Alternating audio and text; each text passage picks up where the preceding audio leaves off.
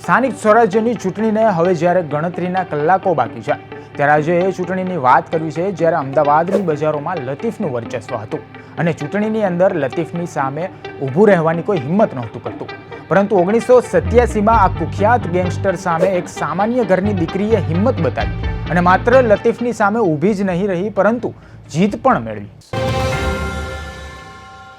વાત છે એ સમયની જ્યારે અમદાવાદમાં કુખ્યાત લતીફનો દબદબો હતો, જેના પર બોલિવૂડમાં રઈસ ફિલ્મ બની છે. હાલ ગુજરાતની સ્થાનિક સ્વરાજ્યની ચૂંટણીમાં ચારે તરફથી એક જ વાત સાંભળવા મળી રહી છે કે ક્યાં કેટલી બેઠકો છે તે બિનહરીફ થઈ છે. અનેક ઉમેદવારો ચૂંટણી લડ્યા વગર જ જીત મેળવી રહ્યા છે. બિનહરીફ થવા માટે ધાક ધમકી કે ખરીદવાની લાલચ પણ કામ કરી રહી છે. રાજકીય પક્ષોના નેતાઓ ગુંડાગર્દી જેવું કામ કરતા પણ સરેઆમ સામે આવ્યા છે. પણ ચૂંટણી વગર જ, મતદાન વગર જ જીત કેવી? એ જીતને જીત કહેવી કે નહીં એ પણ મોટો સવાલ છે. આવામાં અમદાવાદ મહાનગરપાલિકાની ચૂંટણીમાં લતીફની જીતની વાત કરીએ, જેણે જેલમાં બેસીને અમદાવાદની 5 સીટો જીતી હતી. અમદાવાદની રાજનીતિમાં અને ગુનાખોરીમાં લતીફનું રાજ 2 દાયકા સુધી રહ્યું હતું. અમદાવાદના રાજકારણમાં પણ લતીફ હંમેશા ચર્ચામાં રહ્યો, કારણ કે 1987માં અમદાવાદની નગરપાલિકાની ચૂંટણીમાં લતીફે દરિયાપુર, કાલુપુર, દાણી લીમડા, જમાલપુર અને રાયખડ એવી 5 બેઠકો અપક્ષ ઉમેદવાર તરીકે જીતી હતી. 1985નો એ સમય હતો જ્યારે લતીફ જેલમાં બંધ હતો. એ સમયે સ્થિતિ એવી હતી કે લતીફને એક કેસમાં જામીન મળે તો બીજા કેસમાં તેની ધરપકડ થાય, એટલે તે ફરી જેલ ભેગો થાય. આવામાં જેલના સળિયા પાછળ બંધ લતીફને વિચાર આવ્યો કે રાજકારણમાં જવું જોઈએ. એ સમયે અમદાવાદ મહાનગરપાલિકાની ચૂંટણીની જાહેરાત થઈ, તેથી તેણે 5 બેઠકો પર ઉમેદવારી નોંધાવી હતી. અમદાવાદના ઇતિહાસના પાને એક એવી ચૂંટણી નોંધાયેલી છે જેણે રાજ્યમાં ભાજપના વિજયનો પાયો નાખ્યો હતો. વાત છે 1987ની. અમદાવાદમાં કુખ્યાત ગેંગસ્ટર અબ્દુલ લતીફનું વર્ચસ્વ હતું. જેલમાં હોવા છતાં લતીફ 5 બેઠકો પરથી ચૂંટણી લડી રહ્યો હતો. ત્યારે એક દીકરી તેની સામે ચૂંટણીના મેદાને પડી હતી. આ દીકરી એટલે ભામિની કાલિદાસ પટેલ. ભાજપે તેને ટિકિટ આપી હતી.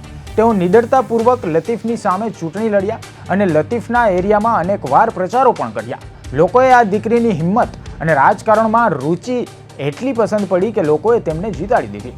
1987માં અમદાવાદ મ્યુનિસિપલ કોર્પોરેશનમાં થયેલી જીતને ભાજપના ગુજરાત વિજયના પ્રવેશદ્વાર તરીકે ગણાય છે, કેમ કે આ ચૂંટણી પહેલા ભાજપ પાસે અમદાવાદમાં ફક્ત 21 સીટ જ હતી. વડાપ્રધાન નરેન્દ્ર મોદીએ પણ અનેકવાર આ પ્રસંગોનો ઉલ્લેખ કર્યો છે કે ભાજપની શાસન યાત્રાનો પાયો 12 ફેબ્રુઆરી 1987ના રોજ અમદાવાદમાં નખાયો હતો.